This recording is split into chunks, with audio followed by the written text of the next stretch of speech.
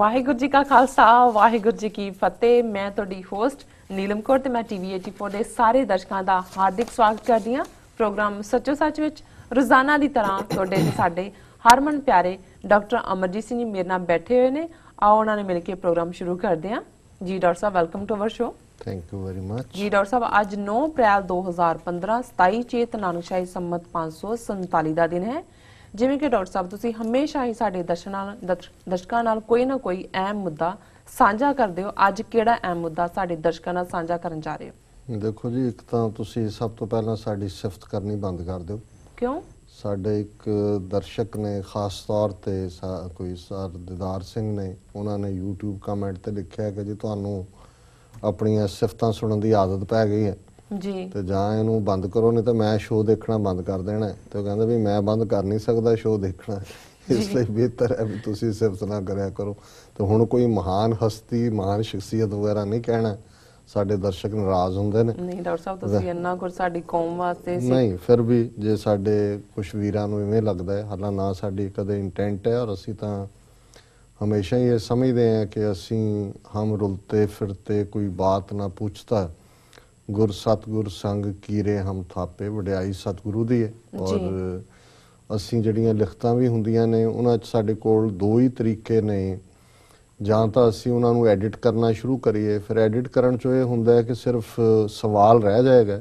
ਔਰ ਇਸ ਬਾਰੇ ਵੀ ਅਸੀਂ ਜਿਹੜਾ ਸਾਡਾ ਇਨਰ ਇਸ ਬਾਰੇ ਬੋਰਡ ਵਿਚਾਰ ਕਰਦਾ। ਅਸੀਂ ਆਲਰੇਡੀ ਇੱਕ ਵਾਰੀ ਇਹ ਡਿਸਕਸ ਵੀ ਕੀਤਾ ਸੀ, ਕਿਉਂਕਿ ਕਈ ਈਮੇਲਸ ਇੰਨੀਆਂ ਲੰਬੀਆਂ ਹੁੰਦੀਆਂ ਜਾਂ ਉਹੀ ਗੱਲ ਰਿਪੀਟ ਵੀ ਹੁੰਦੀ ਹੈ, ਪਰ ਹਰ ਇੱਕ ਦੀ ਕੰਸੈਂਸਸ ਇਹ ਸੀ ਕਿ ਵੀ ਇਹ ਸਾਡਾ ਇੱਕ ਫਾਰਮੈਟ ਹੈ ਇਸ ਪ੍ਰੋਗਰਾਮ ਦਾ, ਜਿਹਦੇ 'ਚ ਅਸੀਂ ਦਰਸ਼ਕਾਂ ਜਾਂ ਲਿਸਨਰਸ ਜਿਹੜੇ ਸਰੋਤੇ ਨੇ ਉਹਨਾਂ ਦੀਆਂ ਰਾ ਐਮੋਸ਼ਨਸ ਨੂੰ ਰਿਪਰੈਜ਼ੈਂਟ ਕਰਦੇ ਹਾਂ ਜਾਂ ਉਹਨਾਂ ਨੂੰ ਅਸੀਂ ਥਾਂ ਦਿੰਦੇ ਹਾਂ। ਸੋ ਕੰਸੈਂਸਸ ਫਿਰ ਇਹੀ ਬਣੀ ਕਿ ਵੀ ਜਿਹੜੀ ਕੋਈ ਐਬਿਊਸਿਵ, ਬਹੁਤ ਗਾਲੀ ਗਲੋਚ ਦੀ ਜ਼ਬਾਨ ਹੈ ਉਸ ਨੂੰ ਐਡਿਟ ਕੀਤਾ ਜਾਏ, ਜਾਂ ਜਿਹੜੀ ਕੋਈ ਬਹੁਤ ਜ਼ਿਆਦਾ ਇਸ ਕਿਸਮ ਦੀ ਹੈ ਜਿਹੜੀ ਕਿ ਕੌਮੀ ਕੌਜ਼ ਤੋਂ ਨੁਕਸਾਨਦੇਹ ਗੱਲ ਹੋ ਸਕਦੀ ਹੈ, ਜਾਂ ਕਈ ਵਾਰ ਭਾਵੁਕ ਹੋ ਕੇ ਕਈਆਂ ਨੇ ਜਿਹੜੀ ਹੈ ਹਥਿਆਰਬੰਦ ਸੰਘਰਸ਼ ਜਾਂ ਦੂਸਰੇ ਬਾਰੇ ਜਿਹੜਾ ਸਾਨੂੰ ਵੀ ਪ੍ਰੋਬਲਮ ਦੇ ਸਕਦਾ ਹੈ ਨੈਟਵਰਕ ਤੋਂ, ਔਰ ਲਿਖਣ ਵਾਲੇ ਨੂੰ ਵੀ ਦੇ ਸਕਦਾ। ਅਸੀਂ ਉਸ ਤੋਂ ਬਿਨਾਂ ਬਾਕੀ ਜਿਹੜੀ ਹੈ ਸੱਚ ਹੀ ਕਰਦੇ।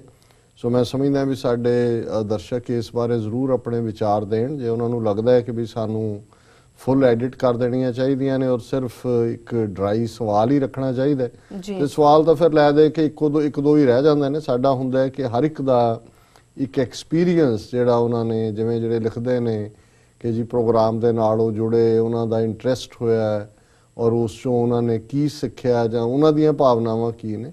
ਸੋ ਇਹ ਅਸੀਂ ਜ਼ਾਹਰ ਕਰਨਾ ਚਾਹੁੰਦੇ ਹਾਂ ਵੀ ਨਾ ਸਾਨੂੰ ਕੋਈ ਜਿਹੜਾ ਆਪਣੀ ਸ਼ੋਭਾ ਕਰਾਉਣ ਦਾ ਸ਼ੌਕ ਹੈ, ਨਾ ਅਸੀਂ ਕੋਈ ਵੋਟਾਂ ਲੈਣੀਆਂ ਨੇ ਕਿ ਭਾਈ ਅਸੀਂ ਕੋਈ ਆਪਣੇ ਆਲੇ ਦੁਆਲੇ ਕੋਈ ਭੰਡਾਂ ਦਾ ਗਰੁੱਪ ਰੱਖਣਾ ਜਿਵੇਂ ਜਿਹਦੇ ਥੱਲੇ ਅਸੀਂ ਕੋਈ ਸਿਫਤ ਸਲਾਹ ਕਰਾਣੀ ਹੈ।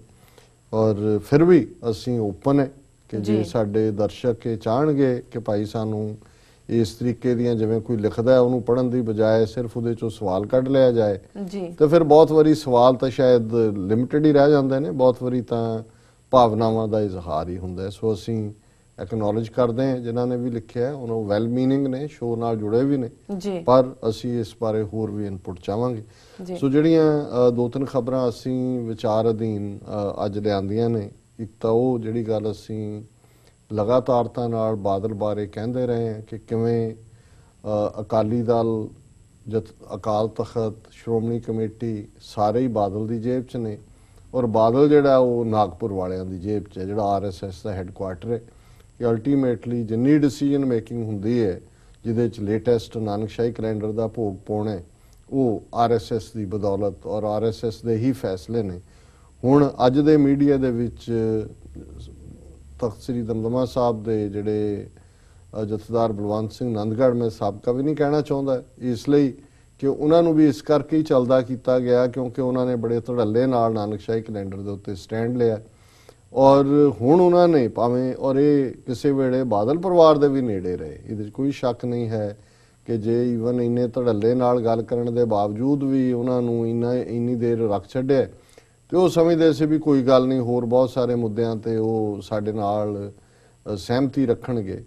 ਹੁਣ ਜੇ ਜਥੇਦਾਰ ਆਨੰਦਗੜ੍ਹ ਬੇਸ਼ੱਕ ਉਹ ਕੋਈ ਤਨਖਾਹ ਵੀ ਨਹੀਂ ਸੀ ਲੈਂਦੇ, ਔਰ ਜਿਵੇਂ ਉਹਨਾਂ ਨੇ ਕਿਹਾ ਕਿ ਉਹ ਕਿਰਾਏ ਦੇ ਮਕਾਨ 'ਚ ਹੀ ਰਹਿੰਦੇ ਸੀ ਔਰ ਉਹਨਾਂ ਨੇ ਸਭ ਕੁਝ ਛੱਡਿਆ ਕੋਈ ਹੁਣ ਉਹਨਾਂ ਦਾ ਇੱਕ ਬਿਆਨ ਜਿਹੜਾ ਕਿ ਇੱਕ ਸਮਾਗਮ ਪਿਛਲੇ ਦਿਨਾਂ 'ਚ ਪੰਥ ਦੀ ਆਜ਼ਾਦ ਹਸਤੀ ਨੂੰ ਸਾਹਮਣੇ ਰੱਖਦੇ ਆ, ਜਿਸ ਪੰਥਕ ਤਾਲਮੇਲ ਸੰਗਠਨ ਵੱਲੋਂ ਕਰਵਾਇਆ ਗਿਆ, ਉਹਦੇ 'ਚ ਉਹਨਾਂ ਨੇ ਜਥੇਦਾਰ ਆਨੰਦਗੜ੍ਹ ਨੇ ਐਡਰੈਸ ਕਰਦੇ ਆ ਕਿਹਾ, ਜਿਹੜੀ ਅੱਜ ਦੀ ਮੀਡੀਆ ਦੀ ਸੁਰਖੀ ਹੈ ਜੀ, ਔਰ ਇਹਦੀ ਹੈਡਲਾਈਨ ਇਹ ਹੈ ਕਿ ਜਥੇਦਾਰਾਂ ਦੀ ਮੀਟਿੰਗ ਵਿੱਚ ਲਏ ਜਾਣ ਵਾਲੇ ਫੈਸਲੇ RSS ਦੇ ਮੁੱਖ ਦਫ਼ਤਰ ਤੋਂ ਆਉਂਦੇ ਹਨ।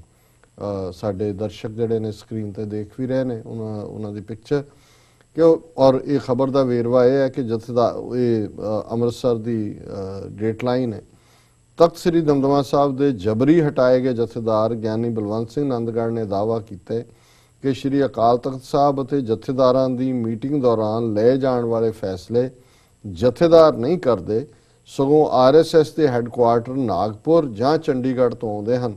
ਸ੍ਰੀ ਅਕਾਲ ਤਖਤ ਸਾਹਿਬ ਦੇ ਜਥੇਦਾਰ ਨੇ ਇਹਨਾਂ ਫੈਸਲਿਆਂ ਨੂੰ ਕੇਵਲ ਪੜ੍ਹਨਾ ਹੀ ਹੁੰਦਾ ਹੈ। ਔਰ ਫਿਰ ਉਸ ਤੋਂ ਬਾਅਦ ਉਹਨਾਂ ਨੇ ਪੱਤਰਕਾਰਾਂ ਨਾਲ ਵੀ ਗੱਲਬਾਤ ਕੀਤੀ।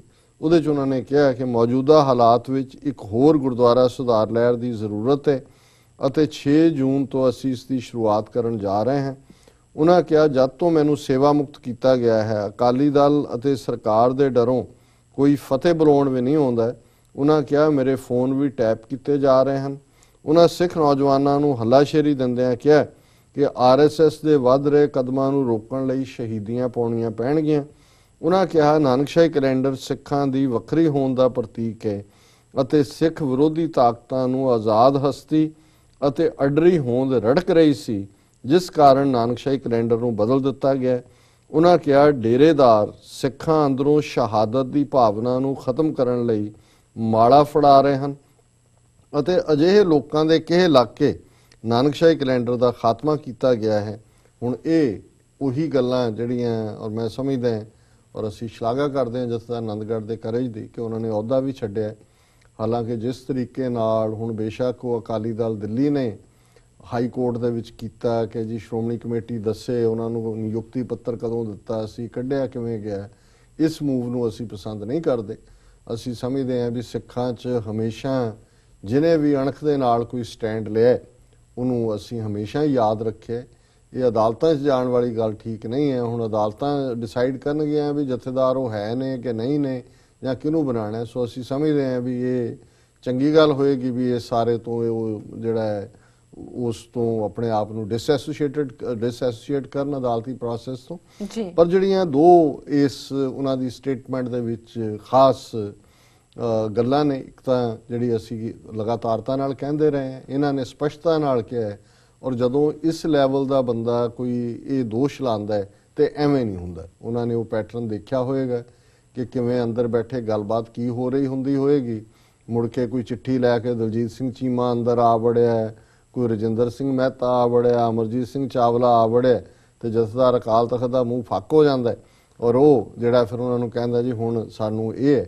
ਪਰ ਇਹਦੇ 'ਚ ਇੱਕ ਪਾਰਟ ਜ਼ਰੂਰ ਹੈ ਕਿ ਵੀ ਇਹ ਗੱਲ ਜ਼ਰੂਰ ਪੁੱਛੀ ਜਾਏਗੀ ਜਥੇਦਾਰ ਆਨੰਦਗੜ੍ਹ ਨੂੰ ਵੀ ਕਿ ਜੀ ਜੇ ਇਵੇਂ ਹੁੰਦਾ ਸੀ ਤੇ ਤੁਸੀਂ ਇੰਨੀ ਦੇਰ ਇਸ ਸਿਸਟਮ ਦਾ ਹਿੱਸਾ ਕਿਉਂ ਰਹੇ ਜੀ, ਔਰ ਇਹ ਇਖਲਾਕੀ ਤੌਰ ਦੇ ਉੱਤੇ ਉਹਨਾਂ ਦਾ ਵੀ ਆਨਸਰ ਕਰਨਾ ਬਣਦਾ। ਔਰ ਮੈਂ ਸਮਝਦਾ ਵੀ ਇਹਦੇ 'ਚ ਕੋਈ ਸ਼ੱਕ ਨਹੀਂ ਹੈ ਕਿ ਇਹ ਗੱਲ ਜਿਹੜੀ ਪਹਿਲਾਂ ਤੋਂ ਹੀ ਅਸੀਂ ਕਹਿੰਦੇ ਰਹੇ ਇਸ ਦੇ ਉੱਤੇ ਜਥੇਦਾਰ ਆਨੰਦਗੜ੍ਹ ਨੇ ਸਟੈਂਪ ਲਾਈ ਹੈ। ਔਰ ਦੂਸਰੀ ਗੱਲ ਉਹਨਾਂ ਨੇ ਇਸ ਜਿਹੜੀ ਬੜੀ ਇੰਪੋਰਟੈਂਟ ਕਹੀ ਕਿ ਵੀ ਜਿਹੜਾ ਸੋ ਕਾਲਡ ਸੰਤ ਸਮਾਜ ਜਿਹੜਾ ਨਾਨਕਸ਼ਾਹੀ ਕੈਲੰਡਰ ਅਡਰੀ ਹੋਂਦ ਨੂੰ ਖਤਮ ਕਰਨ ਦੇ ਲਈ ਜਿਹੜਾ ਹੱਥ ਠੋਕਾ ਬਣਿਆ RSS ਦਾ, ਇਹ ਸਿੱਖਾਂ ਦੇ ਨੂੰ ਮਾਲਾ ਫੜਾ ਕੇ ਜਿਹੜਾ ਸ਼ਹਾਦਤ ਔਰ ਆਪਣੇ ਹੱਕਾਂ ਲਈ ਖਲੋਣ ਦੀ ਗੱਲ ਹੈ ਉਸ ਤੋਂ ਜਿਹੜਾ ਉਹਨਾਂ ਨੂੰ ਵਿਰਵਾ ਕਰ ਰਿਹਾ। ਔਰ ਮੈਂ ਅਕਸਰ ਇੱਕ ਗੱਲ ਪਿਛਲੇ ਦਿਨਾਂ 'ਚ ਵੀ ਕਿਸੇ ਦੇ ਹਵਾਲੇ ਨਾਲ ਕੋਈ ਗੱਲ ਹੋ ਰਹੀ ਸੀ ਤੇ ਮੈਂ ਉਹਨਾਂ ਨੂੰ ਕਿਹਾ, ਮੈਂ ਕਿਹਾ ਜੀ ਮਹਾਰਾਜਾ ਦਲੀਪ ਸਿੰਘ ਉਹਨੂੰ 5-6 ਸਾਲ ਦੇ ਨੂੰ ਮਾਂ ਤੋਂ ਅੱਡ ਕਰਤਾ, ਫਿਰ UP 'ਚ ਲੈ ਗਏ ਉਹਨੂੰ, 3-4 ਸਾਲ ਉੱਥੇ ਰੱਖਿਆ, ਸਿੱਖਾਂ ਨੂੰ ਮਿਲ ਨਹੀਂ ਦਿੱਤਾ। ਇੱਕ ਈਸਾਈ ਕਪਲ ਜਿਹੜਾ ਸੀ ਲੋਗਨ ਲੇਡੀ ਲੋਗਨ ਉਹਦੇ ਦੁਆਲੇ ਕਰ ਦਿੱਤੇ।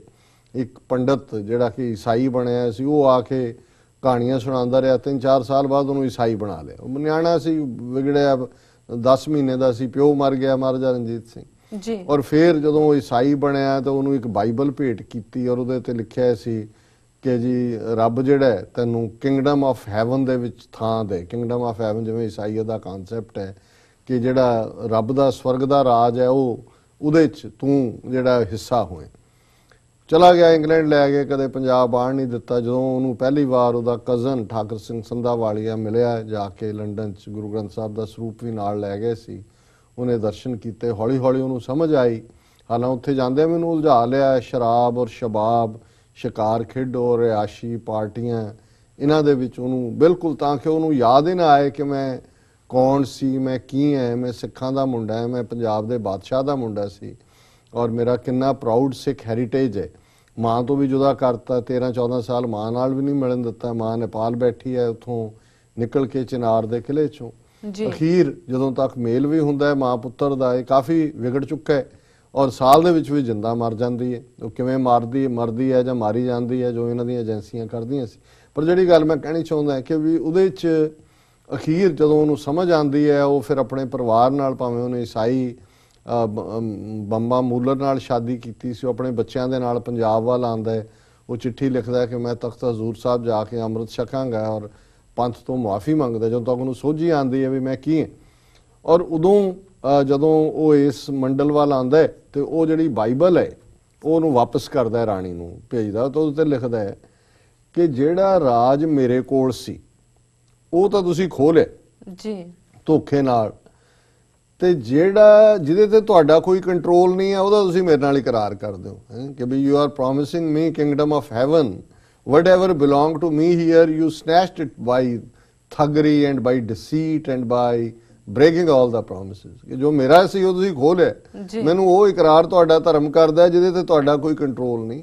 ਇਹਦੇ ਨਾਲੋਂ ਤਾਂ ਮੇਰੇ ਪੁਰਖਿਆਂ ਦਾ ਧਰਮ ਬੜਾ ਚੰਗਾ ਸੀ, ਉਹ ਇਮਾਨਦਾਰ ਲੋਕ ਸੀ, ਸੱਚਾਈ ਵਾਲੇ ਲੋਕ ਸੀ, ਜੋ ਉਹ ਕਹਿੰਦੇ ਸੀ ਉਹਦੇ ਤੇ ਖਲੋਂਦੇ ਸੀ। ਤੁਸੀਂ ਬੇਈਮਾਨ ਹੋ, ਤੁਹਾਡਾ ਧਰਮ ਵੀ ਬੇਈਮਾਨ ਆ। ਚੱਕੋ ਆਪਣੀ ਬਾਈਬਲ ਵੀ ਔਰ ਮੈਂ ਸਿੱਖੀ ਵੱਲ ਜਾ ਰਿਹਾ, ਅੰਮ੍ਰਿਤ ਛਕ ਰਿਹਾ।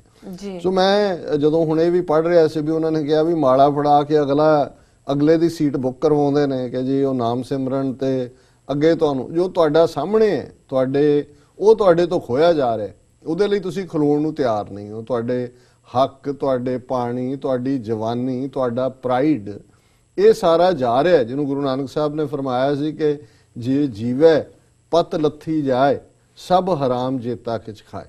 ਕਿ ਵੀ ਜੇ ਤੁਸੀਂ ਬੇਪਤ ਹੋ ਰਹੇ ਹੋ, ਕੌਮ ਤੁਹਾਡੀ ਡਿਸਆਨਰ ਹੋ ਰਹੀ ਹੈ ਔਰ ਤੁਸੀਂ ਜਿਹੜਾ ਉਹ ਅੱਗੇ ਦੀ ਟਿਕਟ ਦੇ ਰਹੇ ਹੋ ਕਿ ਜੀ ਜਿਹੜਾ ਉਹ ਤੁਹਾਡਾ ਅਗਲੇ ਦਾ ਕਲਿਆਣ ਕਰਦੇ ਹੈ, ਸਾਹਮਣੇ ਤੁਸੀਂ ਆਪ ਆਸ਼ੀ ਕਰ ਰਹੇ ਹੋ। ਲੋਕਾਂ ਨੂੰ ਕਹਿੰਦੇ ਜੀ ਮਾਇਆ ਜਿਹੜੀ ਹੈ ਇਹ ਬਹੁਤ ਨਾਗਣੀ ਹੈ, ਇਹ ਐਸਾ ਡੰਗ ਮਾਰਦੀ ਹੈ, ਇਹ ਪਾਣੀ ਨਹੀਂ ਮੰਗਦਾ, ਮਾਇਆ ਸਾਨੂੰ ਦਿਓ। ਅਸੀਂ ਲੈਕਸਸ ਕਾਰਾਂ 'ਚ ਘੁੰਮੀਏ, ਅਸੀਂ ਵੱਡੀਆਂ ਗੱਡੀਆਂ 'ਚ ਘੁੰਮੀਏ, ਅਸੀਂ ਆਸ਼ੀ ਕਰੀਏ, ਤੁਸੀਂ ਜਿਹੜਾ ਉਹ ਗਰੀਬੀ 'ਚ ਆਪਣਾ ਸਭ ਕੁਝ ਸਾਡੇ ਹਵਾਲੇ ਕਰ ਦਿਓ ਤੇ ਅੱਗੇ ਤੁਹਾਨੂੰ ਅਸੀਂ ਦਿਆਂਗੇ, ਅੱਗੇ ਜਿਹੜੀ ਟਿਕਟ ਹੈ ਇਹ ਜਿਹੜਾ ਅੱਗੇ ਤੁਹਾਨੂੰ ਮਿਲੇਗਾ ਫਲ। ਸੋ ਅਸੀਂ ਸਮਝਦੇ ਹਾਂ ਵੀ ਜਥਾ ਆਨੰਦਗੜ੍ਹ ਨੇ ਬਿਲਕੁਲ ਠੀਕ ਕਿਹਾ ਕਿ ਇਸ ਕਿਸਮ ਦੀ ਲਾਈਨ ਨੂੰ ਸਰਕਾਰ ਇਸ ਲਈ ਪ੍ਰਮੋਟ ਕਰਦੀ ਹੈ ਕਿ ਇਹ ਤੁਹਾਨੂੰ ਬਿਲਕੁਲ ਜਿਹੜਾ ਗਾਫਲ ਕਰ ਰਹੇ ਨੇ ਤੁਹਾਡੀ ਸਾਰੀ ਜਵਾਨੀ ਨੂੰ। ਔਰ ਮੈਂ ਦੇਖਦਾ 6-6 ਫੁੱਟੇ ਸੋਹਣੇ ਜਵਾਨ ਸਿੱਖ ਚਿੱਟੇ ਚੋਲਿਆਂ 'ਚ ਔਰ ਚਿਮਟੇ ਖੜਕਾ ਰਹੇ ਨੇ ਦੂਜੇ, ਔਰ ਉਹ ਐ ਉੱਤੇ ਨੂੰ ਚਿਮਟੇ ਜਾ ਰਹੇ ਨੇ, ਪੂਰਾ ਇੱਕ ਰਿਲੀਜੀਅਸ ਆਰਕੈਸਟਰਾ ਬਣਾਇਆ ਹੁੰਦਾ ਔਰ ਬਾਕੀ ਕੋਈ ਪਾਰਟ ਨਹੀਂ ਹੈ। ਉਹਨਾਂ ਨੂੰ ਸਿਰਫ ਇੱਥੋਂ ਤੱਕ ਹੀ ਰੱਖਿਆ ਕਿ ਵੀ ਜੀ ਤੁਹਾਡਾ ਅੱਗਾ ਸਵਾਰ ਲਓ, ਠੀਕ ਹੈ, ਅੱਗਾ ਗੁਰੂ ਨੇ ਸਵਾਰਨਾ ਹੈ, ਪਰ ਜੋ ਤੁਹਾਡੇ ਸਾਹਮਣੇ ਹੈ ਜਿਹੜੀ ਮੀਰੀ ਪੀਰੀ ਦੀ ਗੱਲ ਹੈ, ਜੇ ਤੁਸੀਂ ਮੀਰੀ ਦਾ ਕਨਸੈਪਟ ਆਪਣੇ ਨਾਲ ਹੋ ਰਿਹਾ ਜੋ ਧੱਕਾ ਹੈ ਉਹਦੇ ਲਈ ਨਹੀਂ ਖਲੋਂਦੇ। ਸੰਤ ਪਿੰਡਾਂ ਵਾਲਿਆਂ ਤੋਂ ਵੱਧ ਕੇ ਕਿਹਨੇ ਨਾਮ ਜਪਿਆ ਜਾਂ ਕਿਹਨੇ ਨਾਮ ਜਪਾਇਆ, ਪਰ ਉਹਨਾਂ ਨੇ ਨਾਲ ਜਿਹੜਾ ਹੈ ਉਹ ਸੂਰਮਤਾਈ ਦੀ ਗੱਲ ਜਿਹੜੀ ਹੈ ਆਪਣੇ ਹੱਕਾਂ ਲਈ ਖਲੋਣ ਦੀ ਗੱਲ ਕੀਤੀ ਹੈ। ਸੋ ਸੰਤ ਸਿਪਾਹੀ ਦੇ ਕਨਸੈਪਟ ਨੂੰ ਬਿਲਕੁਲ ਰੋਲਿਆ ਜਾ ਰਿਹਾ ਔਰ ਅਸੀਂ ਸਮਝਦੇ ਹਾਂ ਕਿ ਇਹ ਜਥੇਦਾਰ ਆਨੰਦਗੜ੍ਹ ਦਾ ਜਿਹੜਾ ਲਿਆ ਗਿਆ ਸਟੈਂਡ ਹੈ ਇਸ ਦੀ ਅਸੀਂ ਸ਼ਲਾਘਾ ਕਰਦੇ ਹਾਂ ਔਰ ਅਸੀਂ ਐਕਸਪੈਕਟ ਕਰਦੇ ਹਾਂ ਕਿ ਜਿਵੇਂ ਉਹਨਾਂ ਨੇ ਕਿਹਾ ਕਿ ਉਹ ਜੂਨ ਤੋਂ ਕੋਈ ਇਸ ਕਿਸਮ ਦੀ ਲਹਿਰ ਜੇ ਬਾਕੀ ਲਾਈਕ ਮਾਈਂਡਡ ਦੇ ਨਾਲ ਵਿਚਾਰ ਕਰਕੇ ਸ਼ੁਰੂ ਕਰਨਗੇ, ਅਸੀਂ ਉਸ ਦੀ ਮੁਕੰਮਲ ਹਮਾਇਤ ਕਰਦੇ ਹਾਂ ਜੀ।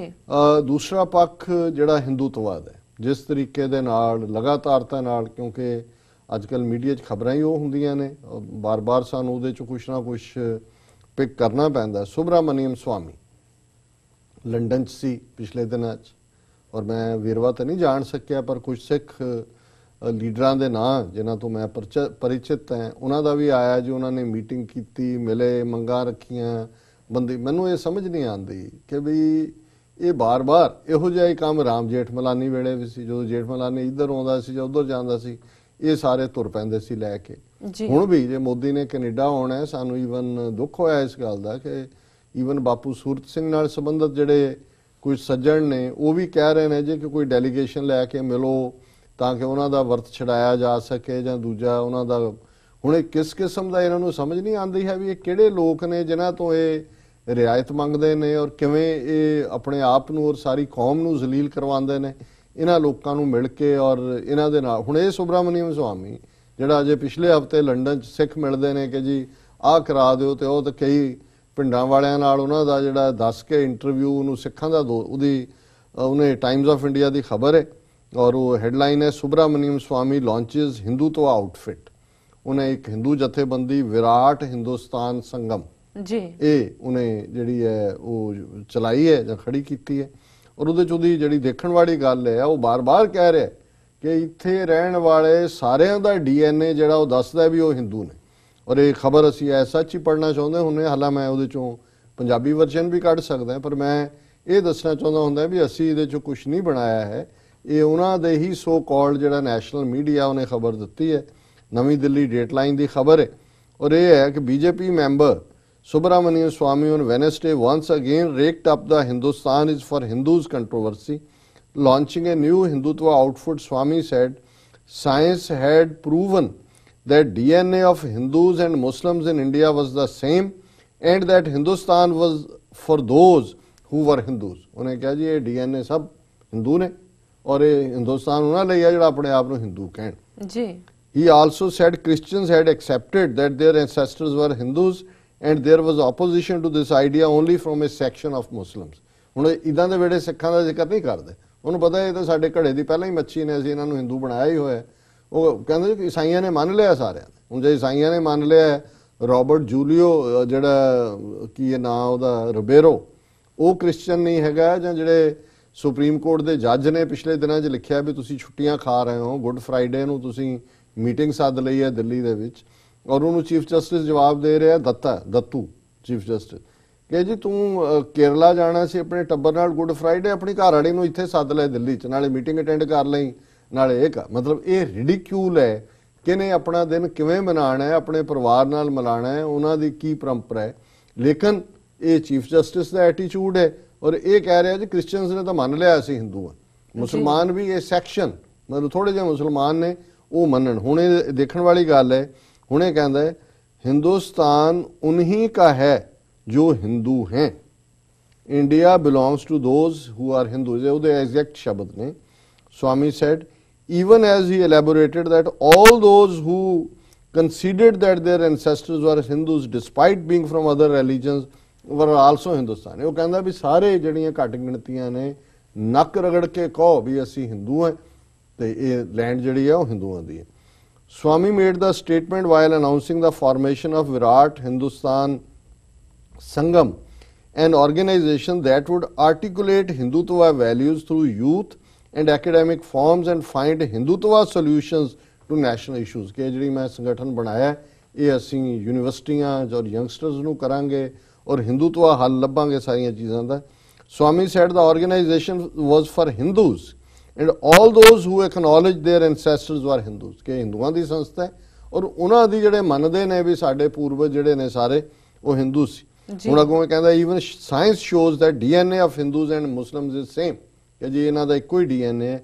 Christians concede that their ancestors are Hindus but there is opposition from Muslims, Swamy said, adding that many members of Vishav this Hindu Sangam were Muslims who accepted their ancestors to be। ਕਹਿੰਦੇ ਜੀ ਸਾਡੇ ਮੁਸਲਮਾਨ ਵੀ member ਬਣ ਗਏ ਨੇ ਪਰ ਉਹ ਜਿਹੜੇ ਮੰਨਦੇ ਨੇ ਕਿ ਅਸੀਂ ਹਿੰਦੂ ਹਾਂ। ਹੁਣ Swamy also reiterated his God lives in temples and not mosques concept। ਹੁਣ ਅਗਲੀ ਸਟੇਟਮੈਂਟ ਉਹ ਦਿੰਦਾ ਹੈ ਕਿ ਰੱਬ ਮੰਦਰਾਂ ਦੇ ਵਿੱਚ ਹੈਗਾ, ਮਸਜਿਦਾਂ ਦੇ ਵਿੱਚ ਨਹੀਂ ਹੈ। ਹੁਣ ਉਹਦਾ ਉਹ ਲੌਜਿਕ ਦਿੰਦਾ ਹੈ saying a controversy was created because people were ignorant। Wherever a temple is erected after pran prastha puja, the Lord enters the statue। Conversely, Saudi Arabia has shifted many mosques saying it was just a place for prayer। ਉਹ ਕਹਿੰਦਾ ਜੀ ਮਸਜਿਦਾਂ ਜਿਹੜੀਆਂ ਨੇ ਇਹ ਤਾਂ prayer ਦੀ ਥਾਂ ਇੱਥੇ ਨਹੀਂ ਬਣੀ ਉੱਥੇ ਬਣ ਜਾਏਗੀ। ਜੀ ਪਰ ਜਦੋਂ ਮੰਦਿਰ ਦੇ ਵਿੱਚ ਅਸੀਂ ਇੱਕ ਸਟੈਚੂ ਰੱਖ ਦਿੱਤਾ ਹੈ, ਉਹਦੇ ਚ ਆ ਕੇ ਰੱਬ ਬਹਿ ਜਾਂਦਾ ਹੈ, ਫਿਰ ਉਹ ਤਾਂ ਉੱਥੇ ਰੱਬ ਬੈਠਾ ਹੈ, ਉਹ ਥੋੜੀ ਬਦਲਿਆ ਜਾ ਸਕਦਾ। ਔਰ ਇਸੇ ਖਬਰ ਚ ਉਹਨੇ ਕਿਹਾ ਕਿ ਜੀ ਇਹ ਜਿਹੜਾ ਅਸੀਂ ਸਾਡਾ ਸਾਰਾ ਮਿਸ਼ਨ ਹੈ, ਇਹ ਰਾਮ ਮੰਦਿਰ ਅਸੀਂ ਬਣਾਵਾਂਗੇ ਉੱਥੇ, ਇਹ 2016 ਤੱਕ ਕੰਪਲੀਟ ਕਰ ਦੇਵਾਂਗੇ ਔਰ ਅਸੀਂ ਸਰਕਾਰ ਨੂੰ ਔਰ ਆਰਟੀਕਲ 370 ਕਸ਼ਮੀਰ ਦੇ ਵਿੱਚ ਜਿਹੜਾ ਉਹ ਖਤਮ ਕਰਕੇ ਅਸੀਂ ਸਭ ਨੂੰ ਹਿੰਦੂ ਬਣਾਵਾਂਗੇ। ਹੁਣ ਇਸ ਜਿਹੜਾ ਸੁਬਰਾਮਨੀਅਮ ਸਵਾਮੀ ਤੋਂ ਜੇ ਕੋਈ ਲੱਭਦਾ ਹੈ ਕਿ ਜੀ ਇਹ ਅਸੀਂ ਇਹਨੂੰ ਸਿੱਖਾਂ ਦੀਆਂ ਮੰਗਾਂ ਤੇ ਸਿੱਖਾਂ ਦਾ ਦੋਸਤ ਹੈ ਜੀ, ਇਸ ਦਾ ਤੁਸੀਂ ਦੇਖੋ ਵੀ ਕਨਸੈਪਟ ਕੀ ਹੈ। ਔਰ ਇਹੀ ਗੱਲ ਜਿਹੜੀ ਉਹ ਕਹਿ ਰਿਹਾ ਕਿਵੇਂ ਆਰਐਸਐਸ ਲਾਗੂ ਕਰ ਰਿਹਾ। ਇੱਕ ਹੋਰ ਮੇਜਰ ਖਬਰ, RSS strikes again foreigners Isaac Newton Pythagoras to be chucked out of Rajasthan textbooks. ਉਹਨੇ ਪਾਈਥਾਗੋਰਸ ਦਾ ਪ੍ਰਿੰਸੀਪਲ ਪੜ੍ਹਦੇ ਰਹੇ ਹਾਂ ਅਸੀਂ, ਨਿਊਟਨ ਅੱਜ ਤੱਕ ਵੀ 3 ਲਾਜ਼ ਆਫ ਨਿਊਟਨ ਤੇ ਫਿਜ਼ਿਕਸ ਖੜੀ ਹੈ।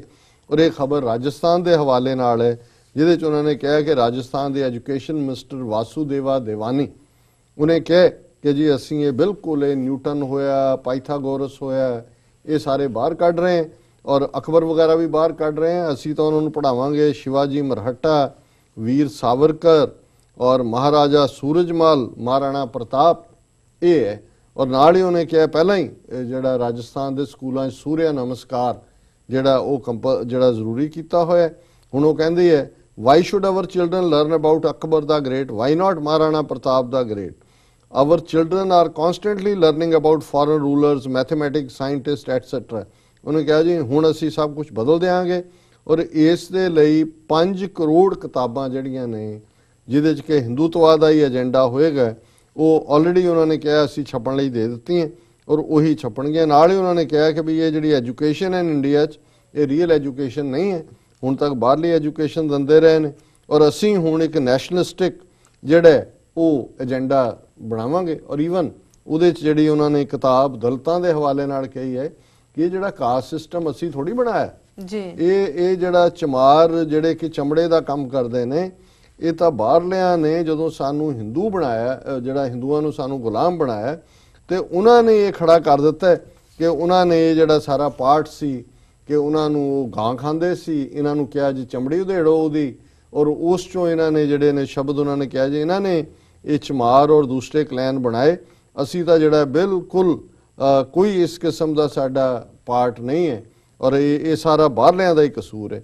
ਹੁਣ ਇਹੀ ਰਾਜਸਥਾਨ, ਮੱਧ ਪ੍ਰਦੇਸ਼ ਪਹਿਲਾਂ ਹੀ ਹੋ ਚੁੱਕਾ ਹੈ ਜੀ, ਮਹਾਰਾਸ਼ਟਰ। ਸੋ ਜਿੱਥੇ ਜਿੱਥੇ ਇਹਨਾਂ ਦੀਆਂ ਸਟੇਟ ਗਵਰਨਮੈਂਟਸ ਨੇ ਉਸ ਹਵਾਲੇ ਦੇ ਨਾਲ ਇਹਨਾਂ ਨੇ ਫੁੱਲੀ ਇਹ ਪਾਰਟ ਲਾਗੂ ਕੀਤਾ ਹੈ। ਹੁਣ ਇੱਕ ਪਾਸੇ ਮਹਾਰਾਸ਼ਟਰ 'ਚ ਗਾਂ ਦੇ ਉੱਤੇ ਪਾਬੰਦ ਸਾਰੀ ਕਾਊ ਫੈਮਿਲੀ ਆ ਗਈ, ਹਰਿਆਣੇ 'ਚ ਕੀ ਕੀਤਾ ਤੇ ਐਜੂਕੇਸ਼ਨ ਸਿਸਟਮ ਦੇ ਹਵਾਲੇ ਨਾਲ ਆਰਐਸਐਸ ਕੀ ਕਰ ਰਿਹਾ, ਮੋਹਨ ਭਾਗਵਤ ਔਰ ਸੁਬਰਾਮਨੀਅਮ ਸਵਾਮੀ ਜਿਹੜਾ ਉਹ ਬਾਰ-ਬਾਰ ਜਿਹੜਾ ਡੀਐਨਏ ਉਹ ਹਿੰਦੂਤਵਾ ਦਾ ਦੱਸ ਕੇ ਕਹਿ ਰਿਹਾ ਕਿ ਜੀ ਇਹ ਅਸੀਂ 2018-19 ਤੱਕ ਆ ਕਰ ਦੇਾਂਗੇ। ਤੇ ਜੇ ਅਜੇ ਵੀ ਹੁਣ ਆ ਮੋਦੀ ਆ ਰਿਹਾ, ਬਹੁਤਿਆਂ ਨੂੰ ਬੇਸ਼ੱਕ ਸਿੱਖ ਪ੍ਰੋਟੈਸਟ ਕਰਨਗੇ ਲੇਕਿਨ ਕਿਸ ਤਰੀਕੇ ਦੇ ਨਾਲ ਸਿੱਖਾਂ ਦਾ ਇੱਕ ਤਬਕਾ ਉਹਨਾਂ ਨੂੰ ਨਜ਼ਰ ਹੀ ਨਹੀਂ ਆਉਂਦਾ, ਇਹ ਨਜ਼ਰ ਨਹੀਂ ਆ ਰਿਹਾ ਵੀ ਇਹ ਏਜੰਡਾ ਕੀ ਹੈ ਔਰ ਕੀ ਕਰ ਰਹੇ ਨੇ। ਔਰ ਜਥੇਦਾਰ ਨੰਦਗੜ੍ਹ ਨੇ ਜਿਸ ਤਰੀਕੇ ਨਾਲ ਆਰਟੀਕੂਲੇਟ ਕੀਤਾ ਵੀ ਕਿਸ ਹੱਦ ਤੱਕ ਇਹਨਾਂ ਦੀ ਘੁਸਪੈਠ ਹੋ ਚੁੱਕੀ ਹੈ ਕਿ 5 ਜਥੇਦਾਰਾਂ ਦੇ ਫੈਸਲੇ ਜਾਂ ਆਰਐਸਐਸ ਹੈੱਡਕੁਆਰਟਰ ਨਾਗਪੁਰ ਦੇ ਨੇ ਜਾਂ ਚੰਡੀਗੜ੍ਹੋਂ ਆਉਂਦੇ ਨੇ। ਚੰਡੀਗੜ੍ਹੋਂ ਇਹ ਹੈ ਵੀ ਇੱਕ ਆਰਐਸਐਸ ਸਿੱਧਾ ਪਹੁੰਚਾਉਂਦਾ, ਜੇ ਉਹ ਨਾ ਹੋਏ ਤਾਂ ਚੰਡੀਗੜ੍ਹੋਂ ਬਾਦਲ ਤੱਕ ਪਹੁੰਚਦੇ ਨੇ, ਫਿਰ ਬਾਦਲ ਦੇ ਦੂਤ ਆ ਕੇ ਪਹੁੰਚਾਉਂਦੇ ਨੇ। ਸੋ ਇਹ ਜਿਹੜਾ ਅੱਜ ਸਾਡੀ ਟਰੂ ਸਿਚੁਏਸ਼ਨ ਹੈ ਔਰ ਇਹਨੂੰ ਕਿਵੇਂ ਚੈਲੰਜ ਕਰਨਾ ਹੈ ਔਰ ਕਿਵੇਂ ਇਹਨੂੰ ਬਦਲਣਾ ਹੈ, ਇਹ ਚੈਲੰਜ ਸਾਡੇ ਸਾਹਮਣੇ। ਜੀ ਡਾਕਟਰ ਸਾਹਿਬ ਤੁਹਾਡਾ ਬਹੁਤ ਬਹੁਤ ਧੰਨਵਾਦ। ਇਸ ਦੇ ਨਾਲ ਨੇ ਬ੍ਰੇਕ। ਵਿਊਅਰਸ ਤੁਸੀਂ ਕਿਤੇ ਨਹੀਂ ਜਾਣਾ, ਮਿਲਦੇ ਹਾਂ ਆਫਟਰ ਦ ਸ਼ਾਰਟ ਬ੍ਰੇਕ।